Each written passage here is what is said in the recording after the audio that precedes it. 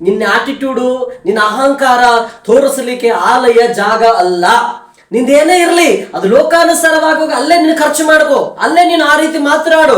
ದೇವರ ಆಲಯಕ್ಕೆ ಬಂದಾಗ ತಗ್ಗಿ ಬಗ್ಗಿ ವಿನಯತೆಯಿಂದ ನಾವು ನಡ್ಕೊಳ್ಬೇಕು.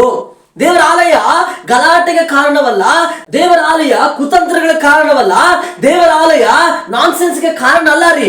ದೇವರ ಆಲಯ ಪರಿಶುದ್ಧತೆಗೆ ಕಾರಣ. ದೇವರ ಆಲಯ ನಮ್ಮನ್ನು ದೇವರಿಗೆ ಹತ್ತಿರ ಮಾಡಲಿಕ್ಕೆ ಸ್ಥಳ. ಅದು ಹಂಬಲ್ನೆಸ್ ಆಟಿಟ್ಯೂಡ್ ದೇವರ ಸನ್ನಿಧಾನದಲ್ಲಿ ಬರಬೇಕು.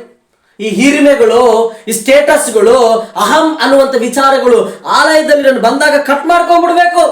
ಕ್ರಿಸ್ತನು ತಗ್ಗಿಸಿಕೊಂಡು ಈ ಲೋಕದಲ್ಲಿ ಬಂದು ನಮಗೆ ಸಾದೃಶ್ಯನಾಗಿ ಮಾದರಿ ಜೀವಿತ ತೋರಿಸಿದ್ದಾನೆ.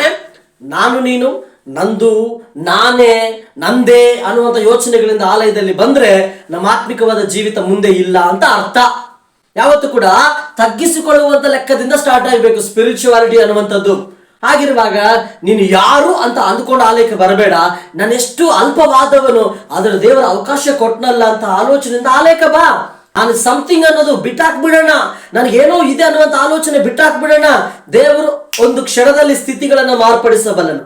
ಫ್ಯಾಕ್ಷನ್ ಆಫ್ ಸೆಕೆಂಡ್ಸ್, ನಮ್ಮ ಫೇಟ್ ಅಂತಾರಲ್ಲ, ಹಣೆ ಬರಹ ಅಂತ ಕೆಲವರು ಹೇಳ್ಕೊಂತಿರ್ತಾರಲ್ಲ, ಅದು ದೇವರು ಕಂಪ್ಲೀಟ್ ಆಗಿ ಬದಲಾವಣೆ ಮಾಡ್ತಾನೆ.